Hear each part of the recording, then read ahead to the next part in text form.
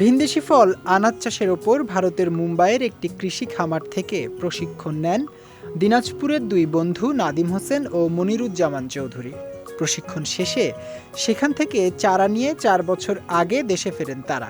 এরপর মাতৃভূমিতে গড়ে তোলেন আনার বাগান।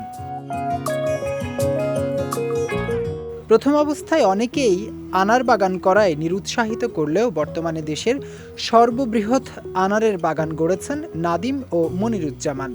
এখন তাদের বাগানে থোকায় থোকায় ঝুলছে ভিনদেশি আনার। চলতি বছর অন্তত ১৩ থেকে ১৪ লাখ টাকার আনার বিক্রির আশা তাদের। আমরা এই বাগানটা দুই পার্টনার মিলে করছি। আনার বাগান করার কারণে আমাদেরকে অনেক ধরনের মুম্বাইয়ের ট্রেনিং নিতে হচ্ছে।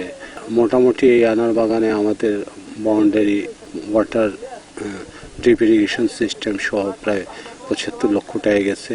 এবার নতুন ফল আসছে, তো এই একটা ফলে তো এই টাকাটা উত্তোলন হবে না। পর্যায়ক্রমে আশা করি যে খুব দ্রুত আমরা লাভের আশা দেখব। সামাজিক যোগাযোগ মাধ্যমে তাদের আনার চাষের সফলতার খবর ছড়িয়ে পড়ায় এই ফল চাষে উৎসাহিত হয়ে প্রতিদিন বাগান দেখতে ভিড় করছেন অনেকে।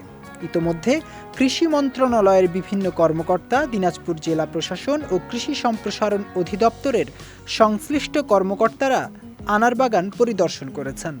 আমি আনারের বাগান দেখতে আসছি, যদি প্রশিক্ষণ ভালো হয় তো আমিও বাগান লাগার চেষ্টাতে আছি। তবে আমরাও সিদ্ধান্ত নিয়েছি যে আমরাও আনার বাগান দিতে চাচ্ছি আর কি। বর্তমানে বাগানটা খুব ভালো লাগলো, আমি আনারের বাগান করার ইচ্ছুক। আর মোকাররম ভাইয়ের ভিডিও দেখেই উদ্বুদ্ধ হয়েছে আর কি, যে একটা বাগান করব। আমরা এই বাগানে কাজ করতেছি ১০ জন মানুষ, এই নিয়ে আমাদের জীবন সংসার ভালো হচ্ছে। এই আনার বাগানে পরিশ্রম করে আমার সংসার চলে। এখান থেকে আমি ডেলি ৫০০ টাকা হাজিরা পাই। আর আনার কিভাবে চাষ করতে হয় সেই দিক থেকেও আমার অভিজ্ঞতা হচ্ছে।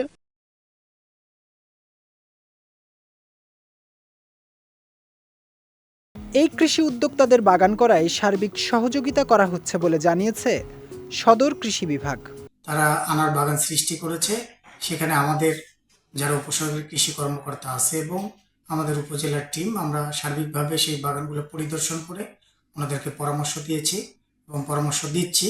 ইনশাল্লাহ আগামীতে এই আনার বাগানের যে চাষ, আনারের চাষ, এটা সম্প্রসারিত হবে এবং আমাদের এই বাংলাদেশ তথা দিনাজপুরে আনারের যে চাহিদা, সেই চাহিদাটা অনেকাংশ পূরণ হবে।